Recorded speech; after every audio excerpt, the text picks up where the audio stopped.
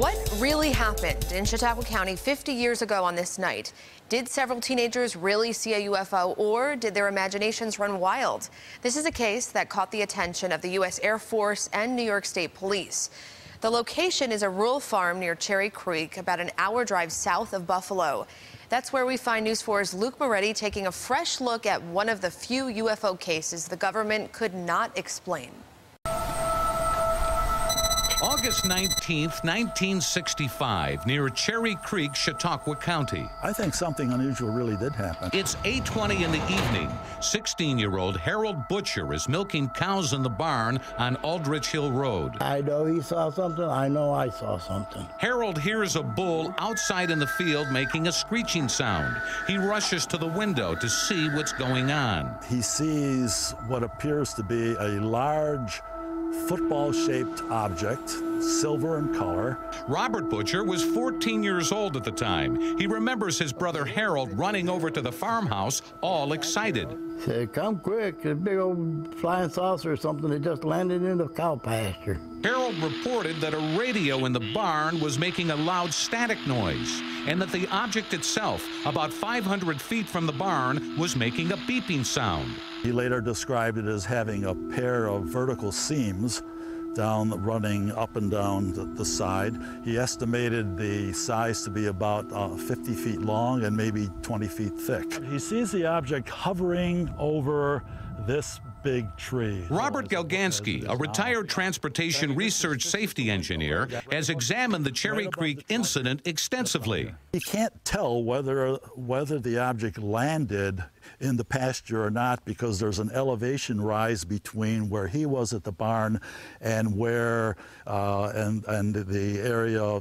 just before the tree line. According to reports, Harold runs out of the barn and sees the object lifting and emitting red vapors from the bottom. He said all of a sudden that thing just up through the clouds and changing colors. The object rises up and disappears in the low-lying clouds, and the clouds, according to Harold, turn green. But a short time later, the object reappears around the farm. And this time, Robert says he catches a glimpse of something strange. I think I remember seeing something orange, like coming out of the backside of it or underneath of it or something. I don't remember for sure, because it's been so many years. 2 New York State troopers were called to investigate the strange sightings on the farm. They were serious. Jeffrey Gow was a college student back in 1965, working the Cherry Creek case for the National Investigations Committee on Aerial Phenomena, known as NICAP. Gow not only interviewed the witnesses, but also talked to the troopers who responded that night. The sense I got from the troopers was that they were supporting that something had happened out there on the site. In Gow's original report from 1965, he notes that one of the troopers admitted that those reporting the sightings seemed convincing, too rustic to be able to create a hoax of this sort. When they said, when we got out there, these people really were excited. Something had really set them off, and they were it was difficult to calm them down. And it wasn't just the state police responding. An Air Force team from Western New York was dispatched the next day to investigate. In those days, the Air Force investigated UFO sightings under the Project Blue Book program. According to both teams, both the Air Force and the New York State troopers, these kids were not acting. They were genuinely scared. Harold Butcher, who's now deceased, appeared on the television show Sightings back in 1997. I've never seen anything move as fast as this thing moved and disappear and come back as quick as it did. Whatever he saw still remains a mystery 50 years later. We looked out there and saw the thing come down and land. Robert Butcher, who was just a boy when this dairy farm became known as the Flying Saucer Farm, says they had their own suspicions. We always thought maybe it was the Air Force or some other country or something. Didn't know what it was. Nobody could ever tell us what it was.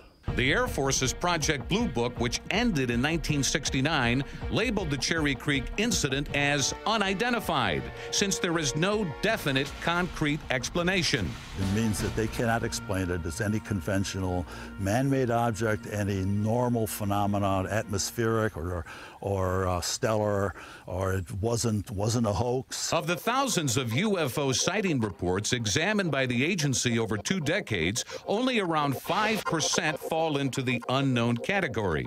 Cherry Creek is one of the few. I have seen a number of cases, really tight cases with trained observers, really quite impressive detail that they debunked.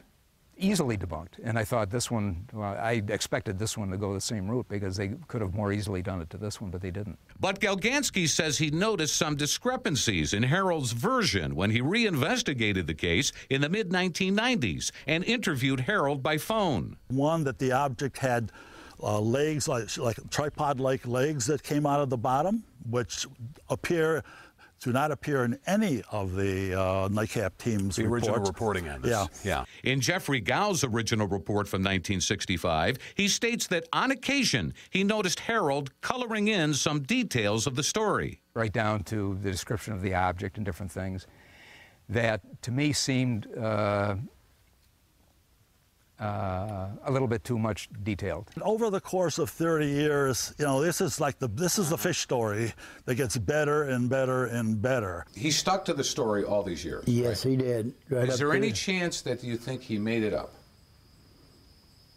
I don't think he did. I don't think he did. I know he saw something. I know I saw something. Galgansky says he was ready to write off the Cherry Creek incident as a clever hoax, but then he learned of other witness sightings before and after the August 19th incident. The Harold Butcher sighting is just part of the story. The next night, about 28 hours later, 2 state troopers are parked up on this hill behind me, overlooking the farm, when according to various reports, they see something very unusual. The location is Plank Road, about 1.5 miles from the farm where Harold Butcher reported seeing something the night before. They bring me out here. Jeffrey Gow says the troopers reported seeing a straight line, fixed position pattern of lights with a smaller red light in the front. And they said it was eerie. Gow's NICAP report from 1965 noted the following. It seemed all 8 lights were of the same object, about 2,000 to 3,000 feet above. It seemed to hold a straight north-south course. They said it was coming right at us, but it was coming really low. And they said it came right over us, and we looked up, and there were 7 orangish amber circles following the original small light. The object purred like a bag full of kittens, Gow noted in his report. You've got 2 people who are trained observers, professionals, and also, unlike the Butchers perhaps, they don't want publicity. They don't want, among their peers and so forth, they don't want to be known as the troopers who are, behind the flying saucer, so to say. So I would expect them to be much more reticent to voice what they feel, but they seemed sincere. You can't prove anything, of course, but my sense was that they were sincere. That case is more impressive, more compelling than is the events here at the farm. The trooper sighting and other sighting reports before and after in the same area caused Galgansky to reconsider his initial thoughts about the Harold Butcher sighting. I think that the kids actually saw something. There was a stimulus. They absolutely saw something. Jeffrey Gow agrees. Something happened. I feel that something happened out there. What it could have been is any number of things. Robert Butcher, now 64 years old, knows some people will always be skeptical no matter what. It's their choice not to believe. All I know is what I saw, and I won't lie to you about it. I don't believe in lying, and even 50 years later, we still don't know what it was. The Air Force report on this case stated the following, quote, although the sequence of events are dubious, the sighting is carried as unidentified, unquote. And that's the way it remains 50 years later. Luke Moretti, News 4.